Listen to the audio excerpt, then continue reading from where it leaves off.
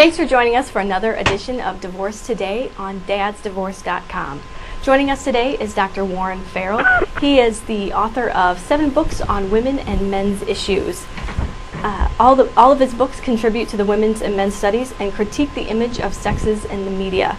Farrell holds a PhD from NYU and an MA from UCLA in political science, plus a BA from Montclair State University in social sciences.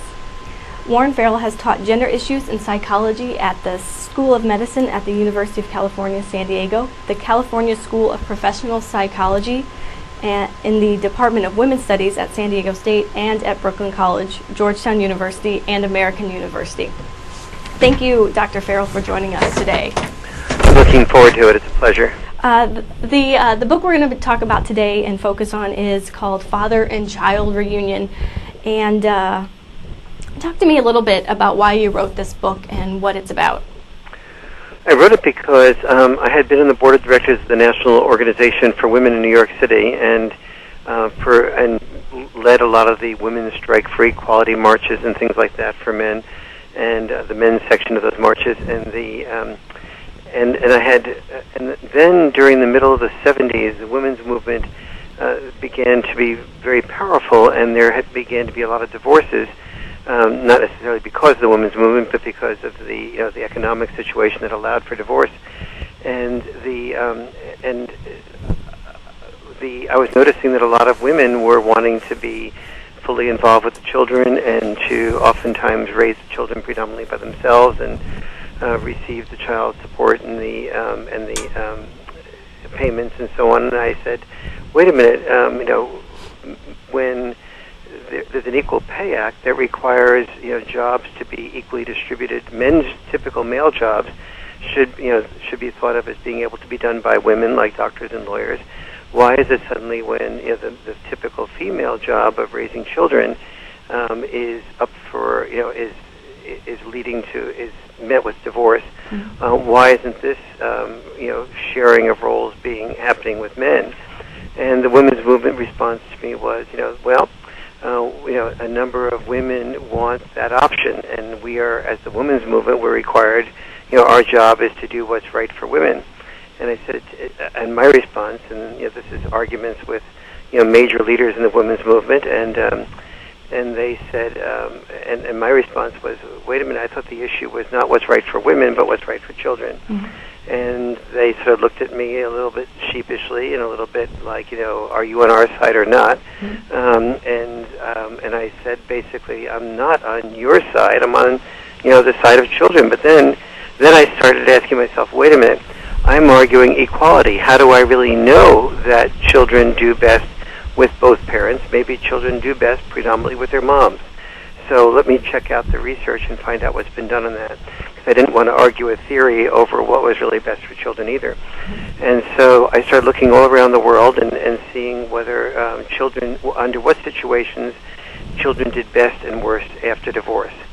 And I found that basically children do best when they have about an equal amount of they do best after divorce when 3 conditions prevail. Mm-hmm. One is that they have an equal amount of time with both mom and dad. Okay. Number 2 is that the mom and dad live close enough to each other so the children don't have to make, as they get older, a decision to be with either their friends or their activities on the one hand or the other parent on the other hand. And then third, that there is no bad-mouthing from dad to mom or mom to dad that the child can overhear. And so that if those 3 conditions prevail, equal time, no bad-mouthing, and parents living usually about 10-15 minutes from each other.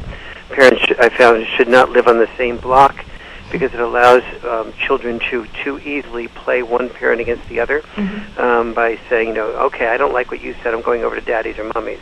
And then the father or the mother starts becoming embarrassed, and then they start giving it to the children, and then the children become the parents, and not the parents, and not the other way around.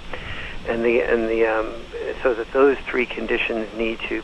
On the other hand, if they live outside of a school district or more than 10-15 minutes away, sometimes 20 minutes away can be okay, depending on the situation. Then children tend to start resenting going over to the other parent's house and not being able to go to a party of a a friend, or go to a soccer game, or having to make sacrifices, and then they start resenting going over to the other parent's house, or they don't develop the benefits of team play and friendships that are so crucial to child development. Okay, I want to talk a little bit more about shared parenting. I want to read a brief paragraph from an article you've written called "The Divorced Dad Volcano." You say, surprisingly, if shared parenting is impossible, the children are likely to do better when the primary parent is dad. Better is defined by more than 20 measures of academic, psychological, social, and physical health. This does not mean dad is the better parent. When dad is the primary parent, mom is more likely to remain involved. Ironically, children do better with dad, partially because they have more of mom. Can you explain to me exactly why this works out to be the way it is? Yes, there's actually a lot of reasons that children seem to do better with dads than with moms. Some of them are actually to the credit of the moms, some to the credit of the dads, and some because of other socioeconomic reasons. For example, dads, a single mom is more likely to be younger, have less education, have less income. Single dad is usually more likely to be fighting for his children when he's a little bit older, has more income, more education. It often costs a single dad $100,000 or so to fight for his children in court, so the father, by definition, has to have that type of money to do that. And so so people with more income, more education, tend to provide a little bit, have a bit more resources to provide more effectively for the children. But that's not the big issues. The big issues is in the type of parenting dad does, and I'll get to that in a moment.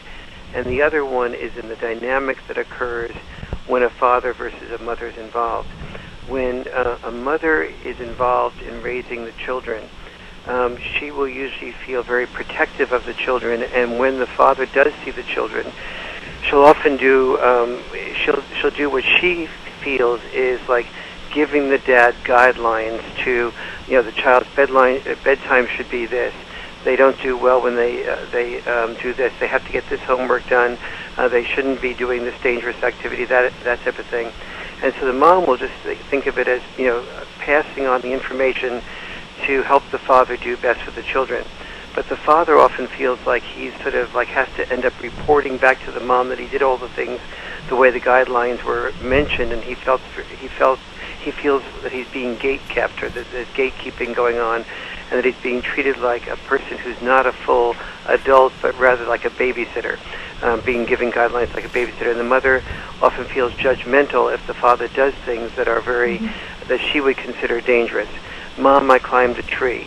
Mom, I fell on the ski slope. Mom, I got into a fight at the basketball court. And, did your dad, wasn't your dad there? Well, no, Dad wasn't there. Well, where was he? He was at home. What was he doing at home? Oh, I don't know, maybe watching the football game. I got it. I just can't trust Dad. He cares more about the football game than he does about the children. But she doesn't check in with Dad's way of thinking about this, and nor does Dad articulate his way of thinking. And what his way of thinking is, for example, that a child that goes over picks up a basketball game, say the child does get into a fight, and then the child comes home, cries, and maybe even a little bit beaten up.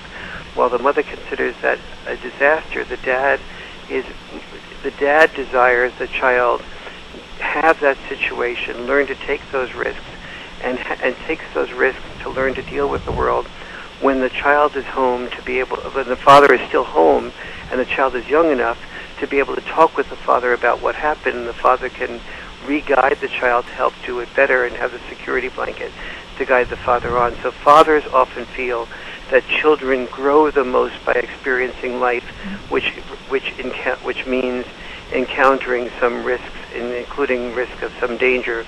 And dads care very much about not having that danger be a life and death danger. But for them, the ski slope and the climbing a tree with them underneath the tree, or going off to a playground, is not likely to be life or death danger. But to the mom, it's irresponsibility. And so what happens is that the mother, in the process of doing the gatekeeping and then feeling